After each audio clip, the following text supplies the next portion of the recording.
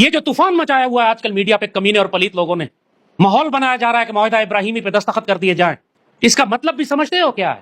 معاہدہ ابراہیمی سے کیا ہوگا کیا؟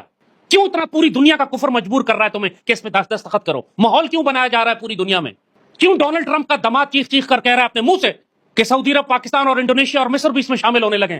کیا پس پردہ سازش ہو رہی ہے؟ اس کا مطلب سمجھتے ہو؟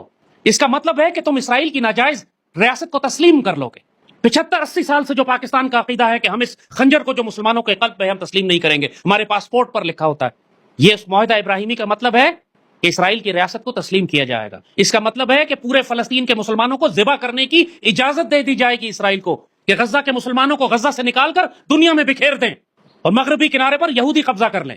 اس کا مطلب ہے معاہدہ ابراہیمی پہ دستخط کرنے کا کہ یہودیوں کو تم اجازت دو گے کہ مسجد اقصی کو گرا کر تباہ کر دیں، اور تم یہودیوں کو اجازت دو گے کہ وہ معبد سلیمانی کو ٹیمپل آف سولومن بنائے وہاں پر۔ یہ مطلب ہے معاہدہ ابراہیمی کا۔ وہ کوئی امن اور آشتی اور محبت اور پیار کا کوئی دین ابراہیمی کے اوپر سب مل کر چلنے کے اور آپس میں ساتھ رہنے کا معاہدہ نہیں ہے۔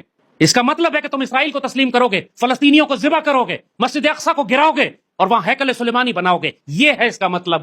کیوں پاکستان، پوری دنیا میں پاکستان خاص طور پر کے بڑے بڑے مولوی جو ہر بات پہ جلوس نکال کر سڑکوں پہ آ جاتے ہیں، ابھی تک خاموش کیوں ہیں اس کے اوپر؟ یہ ڈگڈگی والے اور یہ چابی والے ڈرامے جو ہر طرف سڑکوں پہ گھومتے رہتے ہیں، وہ کیوں نہیں نکلے ابھی تک؟ اس پر کیوں نہیں بات کی؟ ابھی تک کیوں نہیں آواز اٹھائی اس کے اوپر؟ کیوں مسجد اقصی تمہاری پرابلم نہیں ہے کیا؟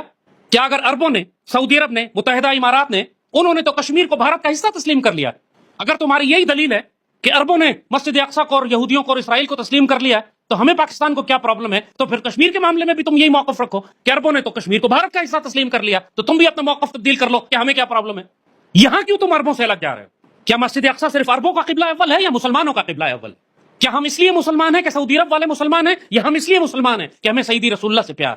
اگر یہ عرب اور مصری اور امارات والے مرتد ہو جائیں گے، تم بھی مرتد ہو جاؤ گے۔ یہ دین چھوڑ دیں گے، تم بھی دین چھوڑ دو گے کہ جی اسلام تو عربوں کے پاس آیا تھا، وہ مرتد ہو گئے تو ہم بھی مرتد ہو جاتے ہیں۔ کس قسم کے بے غیرت ہو تم یار! کیا ہم کو اسرائیل سے خطرہ نہیں ہے؟ کیا ہماری اسرائیل سے جنگ نہیں ہے؟ کیا اسرائیل پاکستان کو ختم نہیں کرنا چاہتا؟ اگر تمہیں مسجد اقصی قبلہ اول پر ایمان نہیں ہے، تم مسلمان امت کا حصہ نہیں ہو، اگر تم صرف نیشنلسٹ ہو، تمہیں سیدی رسول اللہ کی امت سے کوئی تعلق اور پیار نہیں ہے، تمہیں نظریہ پاکستان کا کچھ نہیں معلوم، تم اقبال اور قائد کے عقیدے کو نہیں مانتے جو مسجد اقصی اور فلسطین اور یہود کے بارے میں ان کا تھا، تو کم از کم اتنا تو مانتے ہو کہ یہ یہودی اور ہندو مشرک مل کر پاکستان تباہ کرنا چاہتے ہیں، اور اگر ان کو تم نے پاکستان کے اندر رسائی دے دی، ان کا سفارت خانہ کھول دیا، تو وہ ہر ممکن سازش کر کے اتنا سانپ اور بچھو بکھیریں گے پورے پاکستان میں کہ تم کو سمجھ نہیں آئے گی کہ تمہارے ساتھ ہوا کیا۔ ابھی جبکہ اسرائیل کا سفارت خانہ نہیں ہے تو گلی گلی میں یہودی ایجنٹ گھوم رہے ہیں۔ سوچو اگر تم سفارت خانہ کھول دیتے ہو تو پھر پاکستان ویسے ہی نعوذ باللہ ختم ہو جائے گا۔ پاکستان ایک جغرافیہ کا نام تو نہیں ہے، پاکستان تو ایک نظریہ اور ایک عقیدے کا نام ہے۔ تم نظریہ پاکستان ختم کر دو، پاکستان ختم ہو گیا۔ ہم کو اتنا خطرہ دشمن کے ایٹمی ہتھیاروں اور جہنم کے کتوں سے نہیں ہے جتنا معاہدہ ابراہیمی سے ہے، کہ یہ معاہدہ ابراہیمی جو ایک چھپا ہوا حملہ ہمارے اوپر ہو رہا ہے، یہ نظریہ پاکستان کی جڑ کاٹ دے گا۔ اس کے بعد پاکستان کا وجود، اس کا کوئی جواز نہیں بچے گا۔ ہم بنے اس لیے تھے کہ ہم نے یہود کو ختم کرنا تھا، ہم بنے اس لیے تھے کہ ہم نے غزوہ ہند کرنا تھا، ہم بنے اس لیے تھے کہ ہم نے امت مسلمہ کی قیادت کرنی تھی، ہم بنے اس لیے تھے کہ ہم نے عالم اسلام کے قلب میں یہ خنجر جو گھسویا گیا یہودیوں، عیسائیوں اور یہودیوں کی طرف سے، ہم نے اس خنجر کو کاٹ کے، ہاتھ کو کاٹ کے پھینکنا تھا۔ یہ ہمارا مقصد تخلیق تھا۔ اگر ہم اس مقصد تخلیق، اپنی تخلیق کے مقصد کو، اپنی تعمیر کے مقصد کو بھلا کر اس ناجائز یہودی ریاست کو قبول کر لیتے ہیں، ان کو اجازت دیتے ہیں کہ مسجد اقصی کو گرا دیں، ان کو اجازت دیتے ہیں کہ فلسطین کے مسلمانوں کو ذبح کریں، پھر پاکستان کے ہونے کا کوئی جواز نہیں ہے۔ اللہ پاکستان کو چھوڑے گا نہیں۔ پھر تمہاری بقا اس میں ہے کہ تم نے جو وعدے اللہ سے کیے تھے ان پر قائم رہو، منافقت اور خیانت نہ کرنا۔ ابھی تک مجھے حکومت پاکستان اور پاک فوج کی طرف سے کوئی واضح موقف نہیں نظر آیا اس کے اوپر۔ بہت زیادہ گمراہی اور کنفیوژن پھیلائی جا رہی ہے۔ صاف بات کریں، کسی صورت میں اس معاہدہ ابراہیمی کو قبول نہیں کیا جائے گا۔ دائیں بائیں سے بونگیاں مروانے کے بجائے کبھی وزیر آ کے بک بک کر رہا ہے، ماحول بنا رہا ہے، کبھی کسی گروپ میں کہیں سے کوئی خبر چلائی جا رہی ہے۔ حکومت پاکستان صاف موقف بیان کرے کہ جو دباؤ پوری دنیا سے ہمارے اوپر آ رہا ہے معاہدہ ابراہیمی کے بارے میں، پاکستان اس کے بارے میں کیا کہتا ہے، کھول کے بات کریں۔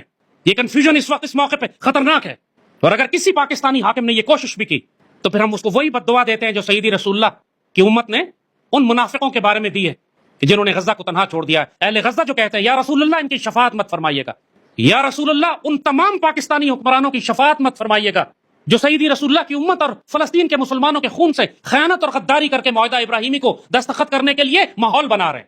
یا رسول اللہ ان کی شفاعت مت فرمائیے گا، ان کو ذلیل و خوار کیجیے گا، ان کو دنیا اور آخرت میں رسوا کیجیے گا، ان کی اولاد کو ان کی آنکھوں کے سامنے ہلاک کیجیے گا جو سیدی رسول اللہ کی امت کو ہلاک ہوتے دیکھ رہے ہیں، اس کے باوجود یہودیوں کے ساتھ یہ معاہدہ کرنے جا رہے ہیں کہ ہم فلسطین تمہارے حوالے کرتے ہیں، مسجد اقصی کو تمہیں گرانے کی اجازت دیتے ہیں، ہیکل سلیمانی بنانے کی اجازت دیتے ہیں. مالک جو یہ خیانت کر رہا ہے وہ آپ کے حوالے. اللہم انت علیہم، اللہم انت علیہم، اللہم انت علیہم، دمر دیارہم ولا تجعلنا منہم، اللہم اجعلنا ممن نصر دین سیدنا محمد صلی اللہ علیہ وسلم، اللہم لا تجعلنا ممن خزی دین سیدنا محمد صلی اللہ علیہ وسلم، اللہم ارزقنا غزوۃ الہند، اللہم ارزقنا غزوۃ الشام، اللہم اجعلنا من مرابطین الغزہ، اللہم ارزقنا خلافت اللہ منہاج النبوہ وحیات الطیبہ ورزق الکریم وحسن الخاتمہ، اللہم اجعلنا من اسود اللہ اسود الرسول، اللہم اجعلنا من سیوف اللہ وسیوف الرسول، اللہم دمر دیار الکفار والمنافقین ولا تجعلنا منہم،